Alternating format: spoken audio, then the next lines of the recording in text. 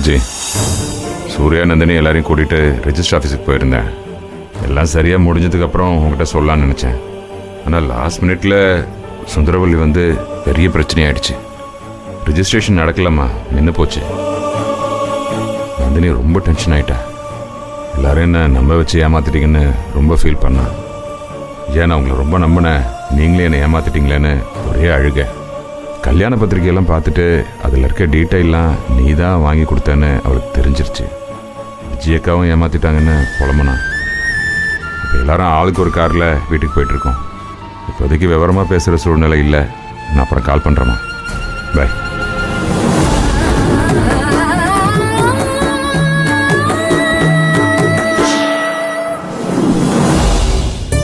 ஏங்க, என்னங்க இப்படி ஆயிடுச்சு?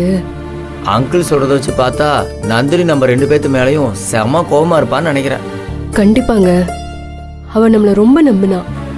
கூட பிறந்த அக்கா மாதிரி தானே என்கிட்ட அவ அவ்வளவு பாசமா நடந்துக்கிட்டா. உங்ககிட்டயும் அதே மாதிரி தான் இருந்தா. இப்போ நம்ம 2 பேரும் சேர்ந்து பொய் சொல்லி ஏமாத்திட்டோம்னு நினைப்பாங்க. சரி, எதுவா இருந்தாலும் பரவாயில்ல, கையோட ஃபோன் பண்ணுமா, தேவைன்னா நேர்ல ஒரு வாட்டி போயிட்டு வந்துருவோம்.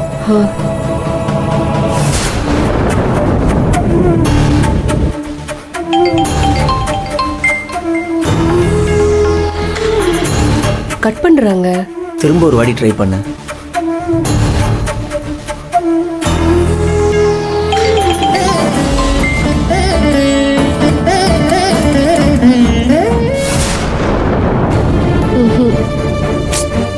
நம்ம 2 பேர் மேலேயும் ரொம்ப கோவமா இருக்கா. அது மட்டும் நல்லா தெரியுது. சரி, அப்பவா எப்படியா இருந்தாலும் வீட்டுக்கு தானே போவாங்க, வீட்டில் போய் பார்த்து பேசிட்டு வந்துடும். இல்லைங்க, வேண்டாம்.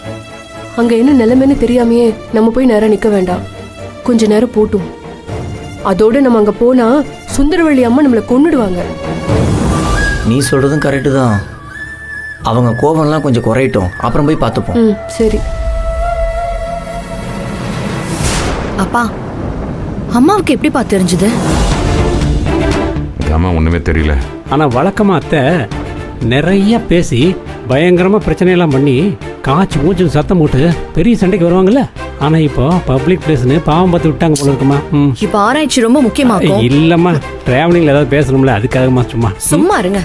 ஆனா அம்மாவே வரலைனா கூட இந்த நந்தினி அக்செப்ட் பண்ணிருக்க மாட்டா போலயே. கரெக்டுமா, நீ ரொம்ப ஷார்ப்பா பேசுற. அவளை பாராட்டு உனக்கு பொறுக்காதே. அங்கங்க ஊருக்குள்ள இப்படி ஒரு பணக்கார வீட்டுல போய் வாழ மாட்டோமோன்னு தவம் கிடக்குறாங்க. ஆனா இவ ரொம்ப தாக்கா பண்றா. பா, இப்போ வீட்டுக்கு போனதுக்கு அப்புறம் அம்மாவை எப்படிப்பா சமாளிக்கிறது? தெரியலம்மா, எனக்கும் ஒன்றும் புரியவே இல்லை. மனசுக்கே ஒரு மாதிரியா இருக்கு. இவ்வளோ தூரம் மெனக்கெட்டு ரிஜிஸ்டர் முடிஞ்சிருந்துச்சுன்னா நல்லா இருந்திருக்கும். நடக்காம போச்சு.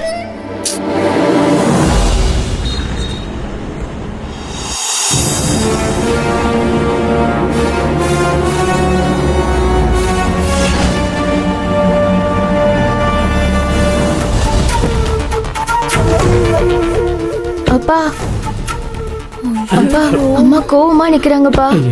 எனக்கு என்னமோ ரொம்ப பயமா இருக்குப்பா. மாமா, எனக்கு கையெல்லாம் நடுங்குது மாமா.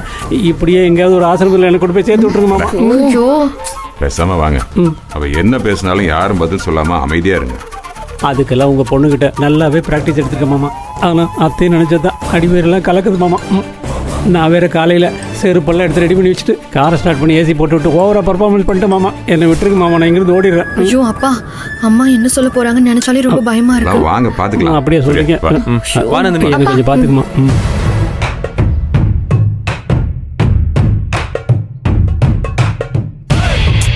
தேவையில்லாத டென்ஷன் டாடி. இத்தனை நாளா இது சுந்தரவள்ளியோட வீடுதான். என்ன மீறி இந்த வீட்டுல எதுவும் நடக்காதுன்னு நினைச்சுக்கிட்டு இருந்தேன். ஆனா நாங்க எல்லாரும் ஒரு குடும்பம், நீ எப்பவும் தனி மனுஷிதான்னு நெத்தி பொட்டல அடிக்கிற மாதிரி சொல்லாம செஞ்சு காட்டிட்டீங்கல்ல.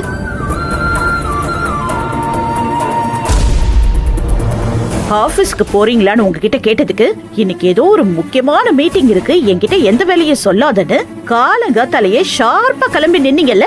எங்க கிளம்பி போனீங்க? இந்த கேவலமான வேலையை பாக்குறதுக்கு தானே. யாருக்கும் சந்தேகமே வராது. ஹை கிளாஸ் நடிப்பு.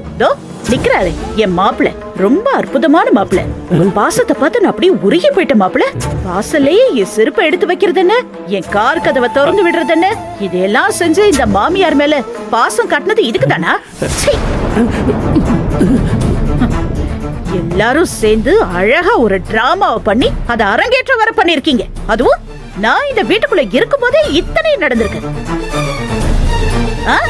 இத்தனை நாளா சுந்தரவள்ளினா அப்படியே கெத்து அது இதுன்னு என்னென்னமோ நினைச்சிட்டு இருந்தேன். சி சி சி சி அதெல்லாம் ஒண்ணுமே இல்லடி.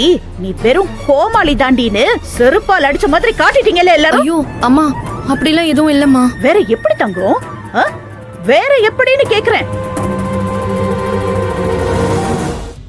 ஏண்டி, எனக்கு தெரியாம ஒரு ரெஜிஸ்டர் மேரேஜ் இந்த வீட்ல நடக்க போகுது, அது உனக்கு தெரியும். ஆனா என்கிட்ட சொல்லலனாலும் பரவாயில்ல, அதை மொத்தமா மறைக்கணும்னு முயற்சி பண்ணி மறைச்சு எல்லாரும் கூட்டமா கிளம்பி போயிருக்கீங்க. அப்போ ஒரு நயா பைசாக்கு கூட சுந்தரவள்ளிக்கு இந்த வீட்ல மரியாதைங்கிறதே இல்ல. சுரேகா, நீ ஊம குசுமடின்னு எனக்கு நல்லா தெரியும். ஆனா அந்த வேலையை என்கிட்டயே காட்டுவேன்னு எனக்கு தெரியலமா? சரி, இந்த கூட்டு சதியெல்லாம் இப்பதான் நடக்குதா இல்ல ரொம்ப நாளாவே நடந்துகிட்டு இருக்கா? இல்லம்மா, இப்ப வாய் மூடு. இல்லம்மா நொல்லமான்ட்டு ஏறுனா தேரு நடந்தா பல்லாக்குன்னு வாழ்றவடினா, நடந்தது கல்யாணமே இல்லைன்னு நான் சொல்லிக்கிட்டு இருக்கேன். அதை ரெஜிஸ்டர் பண்றதுக்கு நீங்க எல்லாம் கூட்டமா கிளம்பி போயிருக்கீங்க. என்ன, ஒரு 10 நிமிஷம் நான் லேட்டா வந்திருந்தா எல்லாமே முடிச்சிருக்கும்ல? அப்படியே சூப்பரா ஏதோ சாதிச்ச மாதிரி எல்லாரும் நடந்து வந்திருப்பீங்கல்ல? என்ன டீம் லீடர் பாக்குறீங்க? ரொம்ப அழகா அப்படியே கல்யாண பத்திரிகையெல்லாம் ஜாம் ஜாம்னு அடிச்சிருக்கீங்க போல இருக்கு. சுந்தரவள்ளி, கோவம்லாம் தனியட்டும், எதுவா இருந்தாலும் அப்புறம் பேசிக்கலாம். இங்க பாருங்க, இனிமே பேசுறதுக்கு எதுவுமே இல்ல. அதான் நீங்களாம் ஒரு கூட்டம்னு முடிவு பண்ணிட்டீங்கல்ல?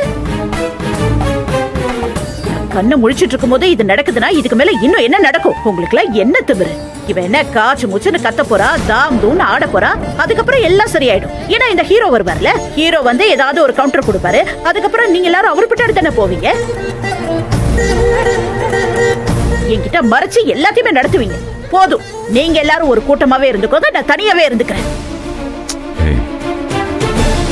ஆனா ஒண்ணு, இனிமே எதுக்காகவும் யாருக்காகவும் நான் யாரையுமே நம்ப போறதில்ல. இது சம்பந்தமா நான் உங்ககிட்ட பேசாத மாதிரி நீங்களும் என்கிட்ட பேசாம இருக்கிறதா நல்லது.